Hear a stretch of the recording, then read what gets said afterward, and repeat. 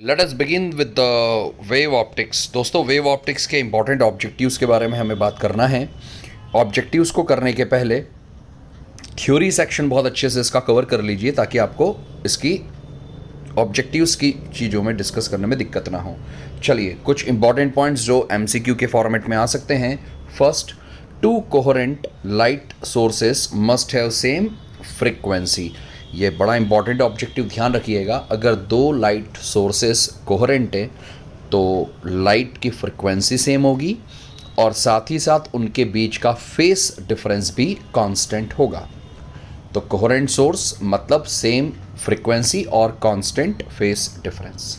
Next, longitudinal waves can not be polarised. जो polarisation phenomena होता है वो केवल ट्रांसवर्स वेव ही बताती है, जबकि लॉन्गिट्यूडनल वेव जो कि साउंड वेव है वो कभी भी पोलराइजेशन शो नहीं करेगी। A colourless soap solution in white light appears to be coloured because of interference. आपने देखा होगा जो बबल्स बनते हैं उन पे जो कलर जो दिखाई देते हैं वो इंटरफेरेंस फिनोमिना के कारण होते हैं। एक और बात दोस्तों, आपने ये भी देखा होगा कि कई बार बारिश के समय जब रोड गीला हो जाता है, नीचे की तरफ पानी इकट्ठा रहता है और अगर पेट्रोल या डीजल उस पर धुल जाए तो आपको पेट्रोल या डीजल की कलरफुल फिल्म वहाँ दिखाई देती है। ये जो कलर है वो भी इंटरफेरेंस फिनोमिना के कारण ही दिखाई देता है, याद रखिएगा इसको। Next, Young's double slit experiment verify light rays are waves. Young's double slit experiment का नाम आप सभी ने सुना है। इसमें आपने इंटरफेरेंस फिनोमिना जो है इसी के बारे में बात की है और ये लाइट के वेव नेचर को वेरीफाई करता है। Next, photo electric effect can not be explained by wave nature of light. ये हमने फोटो इलेक्ट्रिक इफेक्ट टॉपिक में डिस्कस किया है। कुछ फिनोमिना लाइट के वेव नेचर से एक्सप्लेन होते हैं और कुछ पार्टिकल नेचर से। तो फोटो इलेक्ट्रिक इफेक्ट को वेव नेचर से एक्सप्लेन नहीं कर सकते। Next, in Young's double slit experiment distance between two consecutive bright fringes is known as width of dark fringes. ये हमने जब एक्सपेरिमेंट डिस्कस किया था क्लास में तो आपको याद होगा, दो ब्राइट के बीच डार्क होता है और दो डार्क के बीच ब्राइट होता है। तो यही चीज़ यहाँ पर है कि दो सक्सेसिव ब्राइट फ्रिंजेस के बीच क्या होगा, डार्क फ्रिंजेस होंगी या विड्थ ऑफ डार्क फ्रिंजेस होंगी, दोनों चलेगा। Next, the phase difference between two coherent sources of light is zero और कांस्टेंट। याद करिए, मैंने आपको भी बताया था, दो लाइट सोर्स अगर कोहेरेंट है तो उनके बीच का फेज डिफरेंस कांस्टेंट होगा। ज़्यादा बेटर ऑप्शन कांस्टेंट है, ज़ीरो लिखेंगे तो भी चलेगा बट कांस्टेंट बेटर है।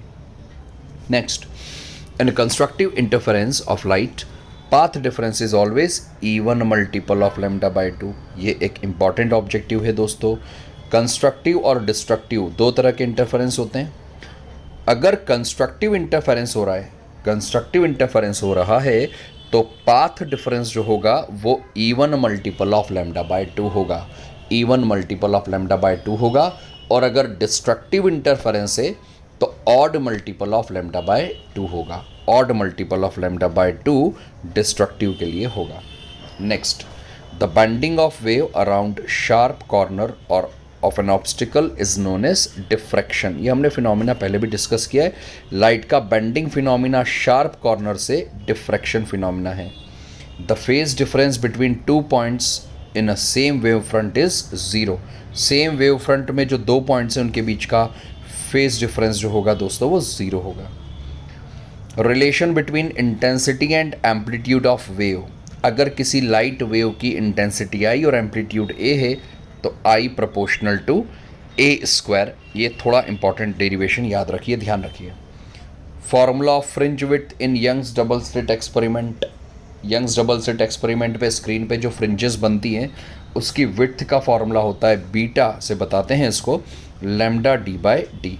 लैम्डा है वेवलेंथ, कैपिटल डी है स्क्रीन और स्लिट के बीच की दूरी और स्मॉल डी है दोनों स्लिट्स के बीच का gap. Lambda D by d, दोनों कैपिटल ऊपर आएंगे, लैम्डा डी और अपॉन में स्मॉल डी आएगा। ये फ्रिंज विड्थ का एक बड़ा इंपॉर्टेंट फॉर्मूला है। अब दोस्तों, फ्रिंज विड्थ के ही कुछ और आपको ऑब्जेक्टिव्स आ सकते हैं। लाइक आपसे पूछा जाए कि बताइए फ्रिंज विड्थ कौन से कलर के लिए ज़्यादा होगी, तो बेटा कॉमन सेंस लगाइए, यहाँ बीटा प्रोपोर्शनल टू है लैम्डा। तो रेड लाइट जो है ना उसकी वेवलेंथ ज़्यादा, तो फ्रिंज विड्थ भी रेड के लिए ज़्यादा। तो ये कॉमन सेंस वाली बात है, ध्यान रखिएगा कि कौन से कलर के लिए फ्रिंज विड्थ ज़्यादा। चलिए आगे की कहानी डिस्कस करते हैं। Colour of light depends on frequency of light. देखिए यहाँ कुछ बच्चे कंफ्यूज होते हैं, किसी भी लाइट जैसे विबग्योर होते हैं ना 7 कलर्स, तो उनके कलर डिपेंड करते हैं लाइट की फ्रिक्वेंसी। कुछ बच्चे कंफ्यूज होते हैं वेवलेंथ, नहीं, colour of light depends only on it's frequency. To coherent source of light must have same frequency, ये डिस्कस हमने अभी किया। The phase difference between 2 points situated in the same wave front is 0, ये भी अभी हमने discuss किया।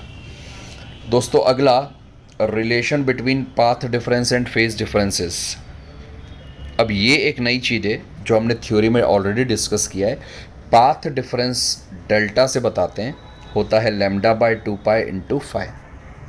Path difference λ/2π into phi. Phi है फेज डिफरेंस और डेल्टा से बताते हैं पाथ डिफरेंस। तो क्या रिलेशन है दोस्तों, delta is λ/2π into phi. Resultant amplitude for constructive interferences.